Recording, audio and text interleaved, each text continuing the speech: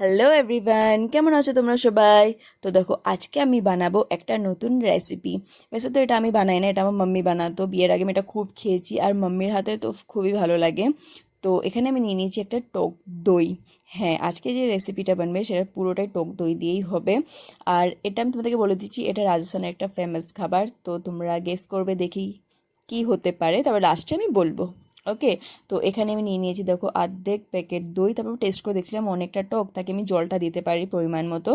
তো ঠিকঠাক ছিল, তো আমি একটুখানি জল দিয়ে এটাকে গুলে নিচ্ছি খুব ভালো করে, মানে ফাটিয়ে নেওয়া যেটাকে বলে। ওই দানা দানাগুলো সবগুলোকে মিক্স করে ভালো করে নিচ্ছি। তো দেখি জলটা পরিমাণটা কম হয়ে গেছে, তারপর একটুখানি জল দিচ্ছি। আর জল দেওয়াতে জলটা একটু বেশি হয়ে গেছে, তো দেখি টকটা একটু বেশিই কমে গেছে, মানে একটু হালকা টক হতে হবে। তারপর আমি দিয়ে দিয়েছি এখানে 2 চামচের মতো বেসন। কারণ এটা বেসন দিয়েই হবে, বেসন আর টক দই, আদারওয়াইজ আর কিছু না। তারপর আমি এটাকে সুন্দর করে বেসন দিয়ে আর ওই টক দইটাকে ভালো করে গুলিয়ে নিচ্ছি। দেখো এখানে খুব সুন্দর করে গুলানো হয়ে গেছে, মানে দানা দানা থাকবে না, দানা দানা থাকলে ভালো লাগবে না। তারপর এখানে আমি দেখো কেটে নিয়েছি কুচি করে পেঁয়াজ, কাঁচা লঙ্কা আর ধনে পাতা। আর সুন্দর করে কুচি কুচি করে, এটা ভালো লাগে। আর যে যেরকম ঝাল খায় সেরকম খেতে পারে, আমি কম ঝাল খাই, তার জন্য আমি কমই লঙ্কা নিয়েছি। তারপরে এখানে আমি তেল, এটাতে কম পরিমাণে তেল লাগে আর এটাতে জিরে লাগে।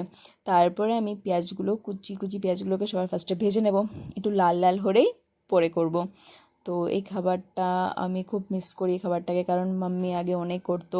আর এটা আমার একটা ফেভারিট খাবারের মধ্যে ছিল, আর আমি খুব খেতাম, এখনও গেলে খাই, এখনও মানে মাম্মি করেই করে, আমি একবার হলেও আমাকে এটা করে খাওয়াবে। তারপরে দেখো ওই ঘোলটাকে যা ছিল ওটাকে দিয়ে দিয়েছি, তারপরে নুন, হলুদ, তারপরে গুঁড়ো লঙ্কা যা যা লাগে সব দিয়ে এটাকে খুব ভালো করে আমি মিক্স করে নেব। কারণ যেহেতু এটা দই, তো যদি ভালো করে, আর বেসন দিয়েছি, এটা খুব তাড়াতাড়ি গাঢ় হয়ে যাবে। তো তারপর যদি জল লাগে তারপরে জলও দেবো, আর না হলে এরকম ঠিক আছে। আমি ফার্স্ট টাইম করছি যেহেতু, আমি কম করেই করেছি, আমি বেশি করিনি। আর কাঁচা লঙ্কাটা দিতে ভুলে গেছি, লাস্টে কাঁচা লঙ্কাটা দিয়ে দিলাম। আর দেখো কালারটা কত সুন্দর এসেছে। এবার তোমরা বুঝতে পারছো এটা কি, অ্যাকচুয়ালি এটা হচ্ছে কারি, এটাকে রাজস্থানে বলে কারি। তারপর তো এটা হয়ে গেছে, হয়ে যাওয়ার পর আমি যে কুচি করা ধনে পাতাগুলো ছিল সেগুলো দিয়ে ভালো করে একটুখানি নাড়িয়ে নেব, তাকে এটা খুব ভালো করে ওটার সাথে মিক্স হয়ে যাক। ধনে পাতার গন্ধটা খুব সুন্দর লাগে, তো এটাতে ধনে পাতাটা একদম পারফেক্ট ম্যাচ করে। তারপর তো এখানে আমি নামিয়ে নিয়েছি, তো তোমরা দেখতে পাচ্ছ এটা হোটেলেও পাওয়া যায়, সবাই জানো। আর একটা সত্যি এটা একটা অসাম একটা জিনিস, মানে তোমরা যদি ট্রাই করেও কোনো দিন, তো বুঝতে পারবে কি হ্যাঁ এটা সত্যি একটা খুব সুন্দর খাবার জিনিস। আর আমার তো খুব পছন্দ, আমি সবার পছন্দ হবে সেটা বলছি না, কিন্তু আমার খুব পছন্দ। আর যাদের মুখে শুনেছি তারা বলে হ্যাঁ এটা একটু ভালো খাবার।